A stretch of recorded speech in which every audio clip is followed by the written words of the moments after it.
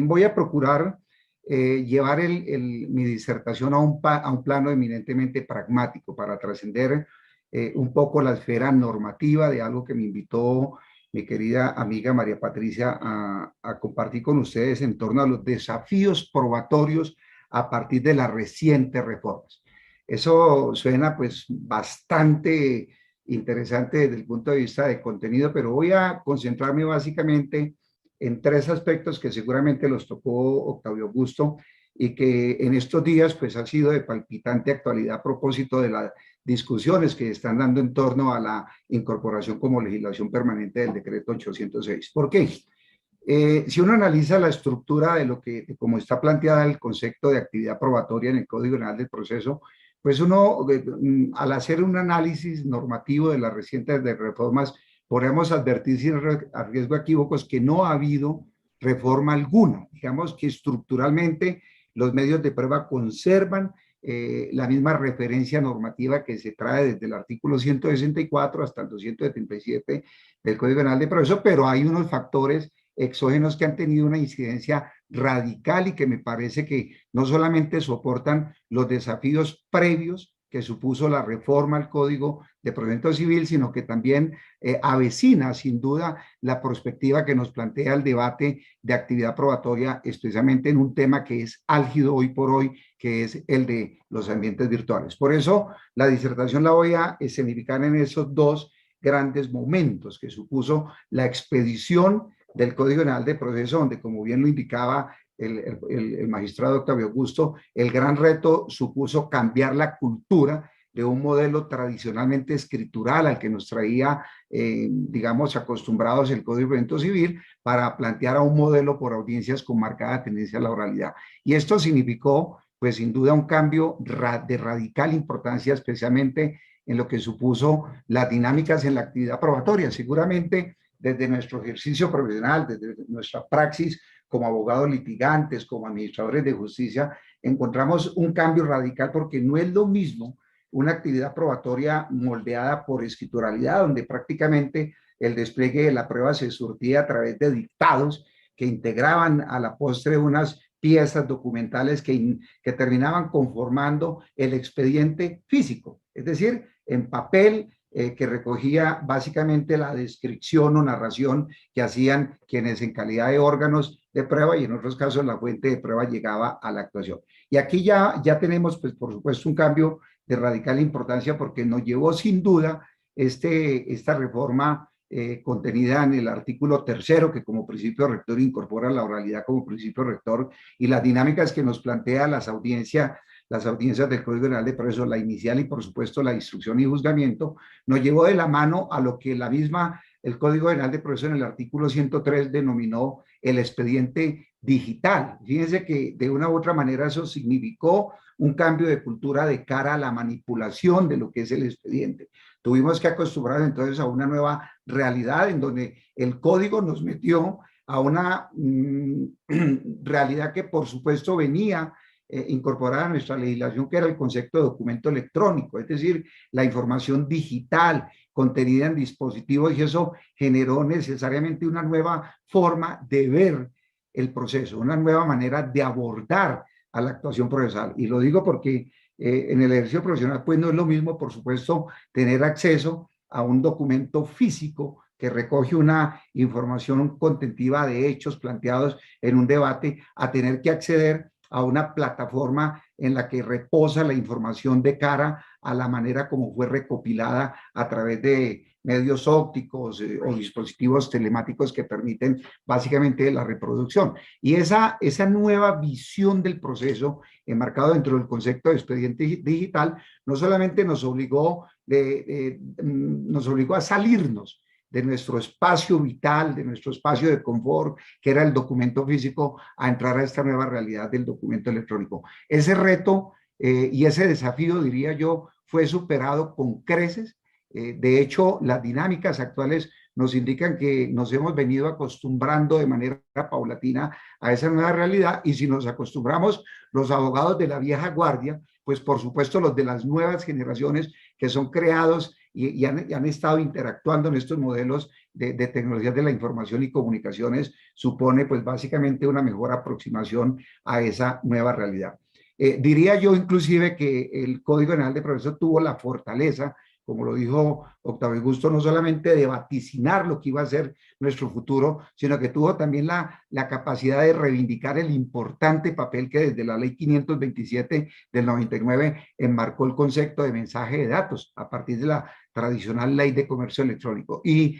de una u otra manera ese artículo 103 del Código General de Proceso rescata esa categoría y nos obliga a entrar a un segundo reto que desde la actividad probatoria tuvimos que enfrentar a propósito de la reactivación del aparato jurisdiccional del Estado por virtud de la expedición del decreto 806 de 2020. ¿Y por qué tengo que decir que ese es otro gran desafío que nos planteó en su momento el decreto y que seguramente nos lo va a plantear a mediano plazo? Básicamente porque todos somos testigos que la fórmula a partir de la cual se reactivó el aparato jurisdiccional del Estado está fundado precisamente en el uso de tecnologías de la información y las comunicaciones para el despliegue de todos los actos procesales. Y sin duda, siendo la actividad probatoria el de mayor trascendencia, generó un choque, por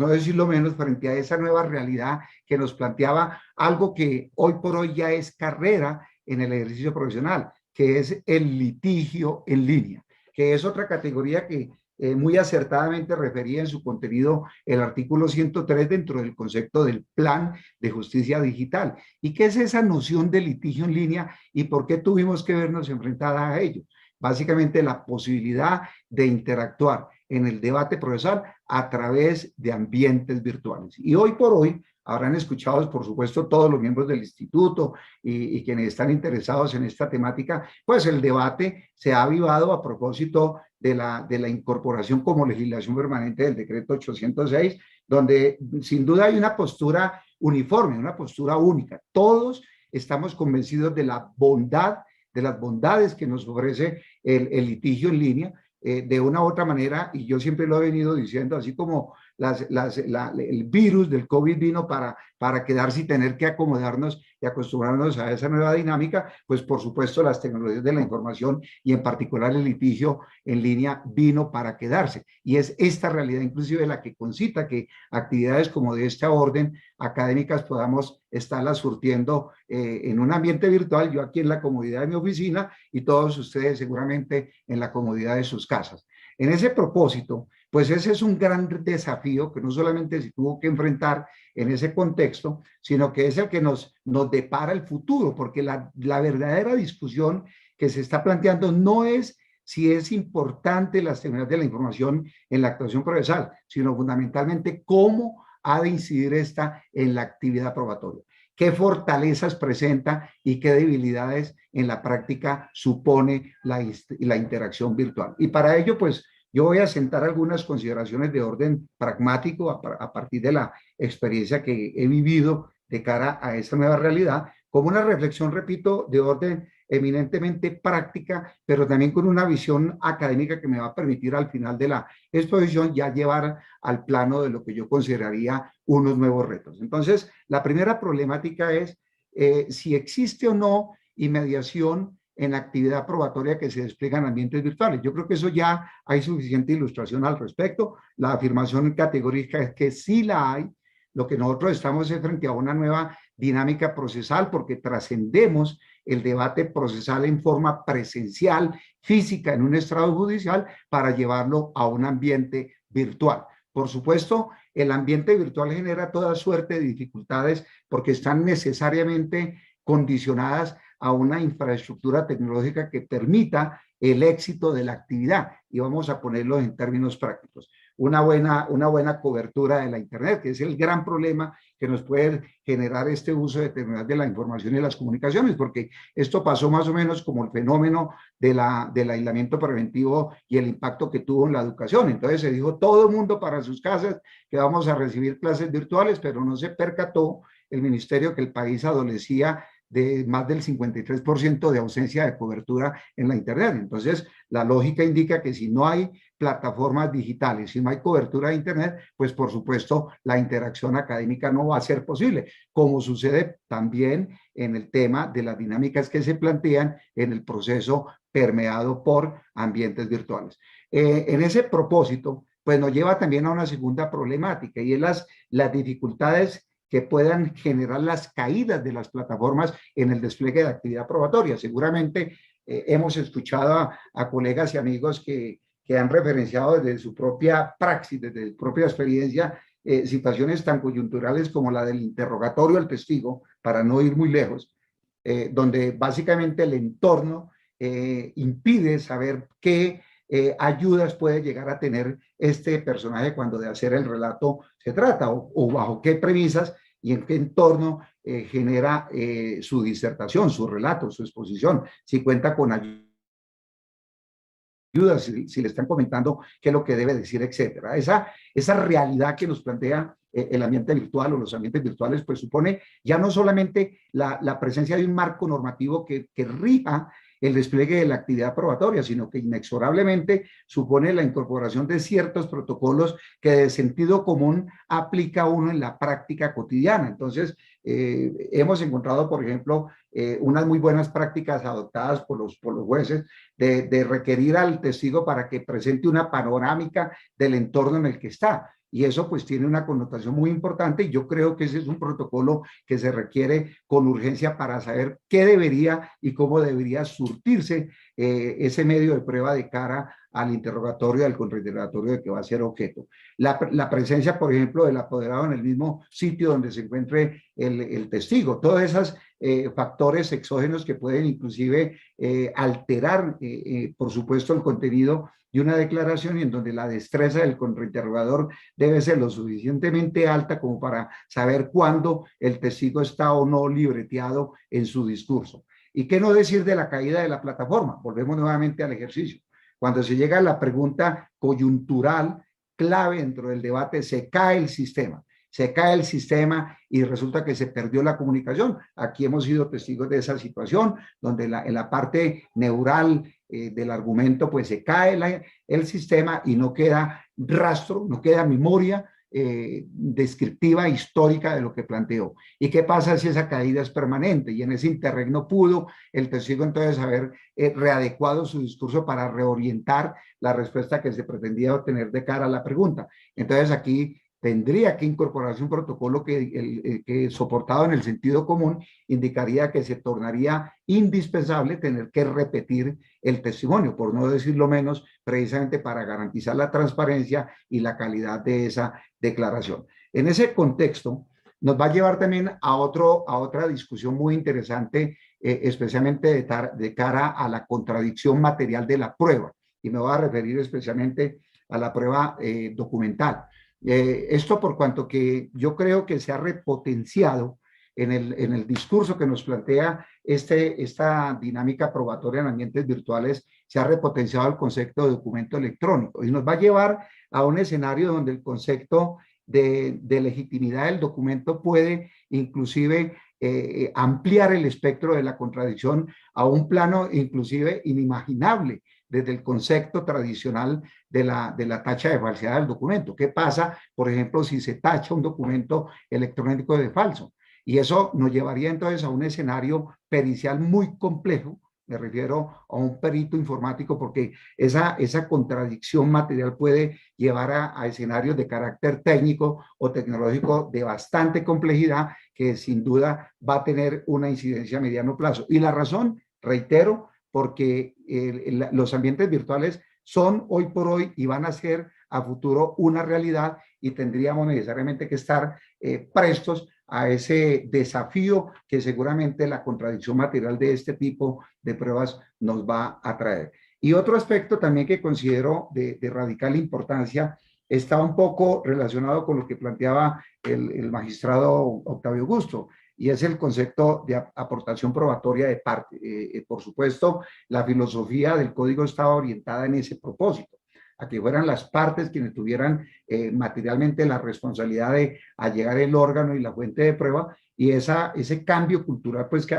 supuso no solamente un choque de cara a lo que tradicionalmente se venía manejando bajo la idea de que el juez llenaba esos vacíos que las partes dejaban, etcétera, etcétera, y que obliga, por ejemplo, en materia de prueba documental a reivindicar ese propósito que trajo el artículo 173 y que reitera en el contenido de aportación de prueba la obligatoriedad que tienen las partes de allegar los documentos que tuvieran en su poder o los que pudieran haber obtenido por vía del derecho de petición. En otras palabras, este debate probatorio permeado por ambientes virtuales nos va a obligar a cambiar la forma y a redimensionar la manera en el que se ha de surtir la actividad probatoria. Reitero, tenemos aquí unos medios de prueba perfectamente consolidados desde el punto de vista de su contenido y, por supuesto, ampliados y aclarados por vía de las decisiones que a través de decisiones de tutela y otros de constitucionalidad ha tenido la oportunidad de hacer las altas cortes y seguramente algunas que generan de satisfacción el contenido de quienes nos dedicamos al estudio del derecho probatorio y a quienes ejercemos y en general a los actores de estas dinámicas probatorias, pero que generan también toda suerte de vicisitudes de cara a una postura radical que se tiene que tomar. Voy a citar, por ejemplo, la interesante sentencia que con ponencia de nuestro querido magistrado Octavio Augusto, la del 3 de marzo del 2021, tuvo la oportunidad de pronunciarse respecto a la prueba pericial y la ausencia, por ejemplo, de la información que refiera a las condiciones idóneas del perito, en el sentido de llevar el debate a la valoración y no a otro escenario procesal. Particularmente, y para hacer un debate eminentemente académico, yo consideraría que esa disertación o esa discusión merecería un planteamiento ya desde el plano académico, porque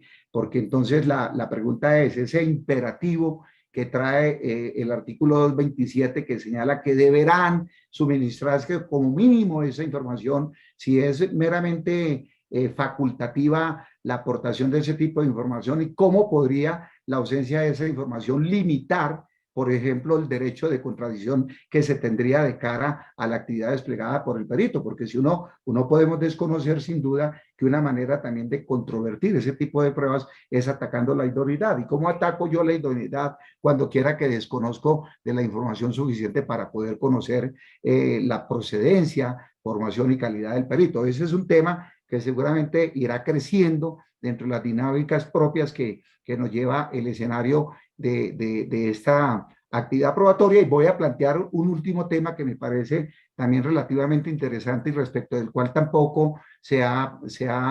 profundizado en el análisis, seguramente porque se da por sentado que ahí está la disposición, pero la problemática es cuando tengamos que vernos enfrentados a esa realidad, y es el concepto de ilicitud probatoria. Yo creo que uno de los aspectos relativamente interesantes que trajo el Código Penal de Proceso a propósito de la incorporación en el artículo 14 y en el artículo 164 de lo que la misma Corte Constitucional ha denominado la regla de exclusión de la prueba ilícita y su manifiesta y clara aplicación en el proceso civil, especialmente en el momento de la aportación de la prueba, cuando se va a admitir la prueba, porque no debemos olvidar que el artículo 167 da un referente expreso de que de cara a las pruebas ilícitas se debe proceder al rechazo de plano de esto. Digo que este es un tema que seguramente va a concitar la atención a futuro de los doctrinantes y por supuesto de la jurisprudencia, porque el debate giraría en torno a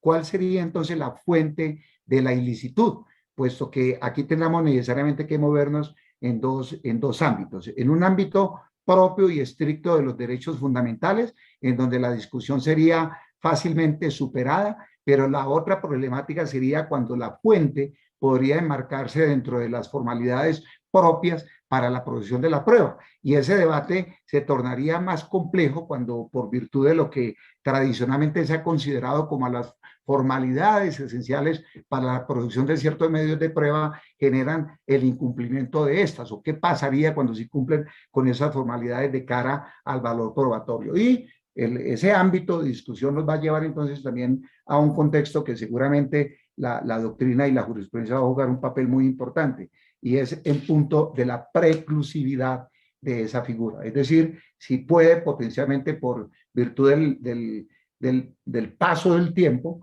legitimar el acceso de un elemento probatorio que adolece de algún margen de ilicitud. Y esto invitaría también a otra problemática, y es que si eventualmente se operase ese criterio de eventualidad o preclusión para la contradicción de ese tipo de pruebas o para el ejercicio de la regla de exclusión, entonces se estaría, diría yo, difiriendo en el tiempo el debate de cara a esa prueba que servirá, por ejemplo, como presupuesto para adoptar la decisión de fondo. Y muy bien lo ha planteado el doctor Octavio Augusto, porque me estaría llevando entonces al escenario de un recurso extraordinario de revisión, lo que significaría que no se cerraría el debate de cara a un problema particular y concreto en torno a la ilicitud probatoria. Y siendo, por supuesto, consecuente con el tiempo que me ha dado la organización, porque todos hemos notado aquí algo muy particular, ese reloj corre maratónicamente y como estoy a puertas de cumplirlo y respetuoso como soy de las directrices que nos ha trazado nuestro querido maestro Jairo Parra, quien también quiero saludar desde desde esta capital de la República Fría, por cierto, en estos momentos, voy a concretar entonces mi explicación a las tres conclusiones que rodean esta disertación. Hablar de desafíos probatorios en las recientes reformas, básicamente es afirmar que no hay reformas recientes en punto de actividad probatoria, salvo la ley 2080 de 2020, que reformó el CEPACA y que revivió dentro de ese contexto probatorio procesal el concepto de dictamen pericial judicial, que era el que tradicionalmente traía el Código de Procedimiento Civil y que paradójicamente no está en el Código General de Proceso. La pregunta sería entonces, de cara a esa reciente reforma, ¿podría pensarse en la figura del dictamen pericial judicial para llevarlo al plano del Código General de Proceso? Pues uno advertiría que si toma en rigor el concepto de aportación probatoria de parte, podría uno, en principio, deslegitimar la posibilidad de que se pueda hacer ese tipo de requisitorio. Pero yo diría que es perfectamente posible a partir de dos postulados claves dentro de la actividad probatoria. El principio de libertad de la prueba que consagra el artículo 165 del Código General del Proceso y, por supuesto, el principio de integración normativa que en los términos del artículo 12 permite hacer uso de medios de prueba que regula otro ordenamiento procesal para aplicarlos aquí en el contexto. Y aquí también debemos ser enfáticos en señalar esto que puede sonar un poco desafiante, pero que es una realidad. Partir de la base que todos quienes llegan a un proceso civil tienen las mismas condiciones económicas, por ejemplo, para contratar un perito, eso es una equivocación garrafal. Uno seguramente desde el punto de vista teórico suena muy bonito, pero en la práctica uno encuentra que hay personas que no tienen los recursos necesarios para esa actividad. El segundo aspecto para resaltar desde el punto de vista de mi conclusión es que el reto que no solamente ocupa la atención a propósito del debate de incorporación como legislación permanente, el decreto 806, es el concepto de actividad probatoria en ambientes virtuales, donde impone como necesario rodear ese contexto normativo en el que se está moviendo la actividad probatoria de unos protocolos que garanticen la eficacia y efectividad de la actividad probatoria en ese contexto para rodear de transparencia lo que se espera de este sistema de justicia, que sea básicamente un modelo de justicia pronta, cumplido y eficaz. Y por último, y con esto concluyo, pues advertir acerca de la importancia y seguramente el debate que a mediano plazo abrirá el concepto de ilicitud probatoria en el marco de los ambientes virtuales, porque digámoslo en términos también prácticos, la gran preocupación que se tiene es el tufillo de deslealtad que podría bajo determinadas circunstancias rodear la actividad probatoria en ambientes virtuales, como quiera que no hay esa posibilidad de control, aunque precisamente uno de los protocolos que serían viables sería, por ejemplo, garantizar que cuando se tenga que recepcionar testimonios o interrogatorios de personas que se encuentren fuera del escenario en un ambiente virtual diferente, hicieran presencia, por ejemplo, en una dependencia que garantizara el control físico y de un auxiliar o de un dependiente judicial que pudiese rodear de garantías el despliegue de esa actividad. Mi querida María Patricia, me he pasado 25 segundos, pero creo que he cumplido con mi cometido. Quiero reiterarte el agradecimiento por tan gesta y tan importante invitación. Para mí es y sigue siendo un honor poder compartir contigo en estas actividades, y a los colegas, amigos y amigas un saludo fraternal y gracias por la atención. Feliz tarde.